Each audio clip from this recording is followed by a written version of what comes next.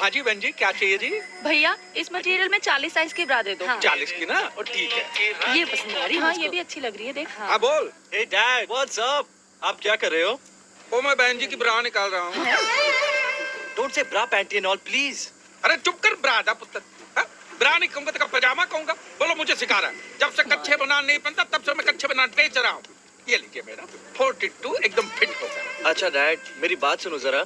भैया हाँ। 42 नीचे 40 दे दो। हाँ। अरे 42 एकदम टिच होगा। अरे भैया बोला ना 42 नीचे 40 दे दो। अरे कैसी बातें करती हैं? हैं? आपको कैसे पता? कमाल है, साइज मेरा है, मुझे पता होगा या तुम्हें पता होगा? ओ जी मैं ब्लाउज देख के ब्रा का साइज बता देता हूँ और पतलून देख के कच्छे का। Oh God. हाँ? आप तो मेरा नेचर जानती हाँ, हैं जी। हाँ हाँ बिल्कुल सही। अरे इनके हस्बैंड तो मुझसे इनका साइज पूछ के लेके जाते हैं और बताइए ना भाभी अच्छा जी। भैया अच्छा। लाइए 150 निकालिए।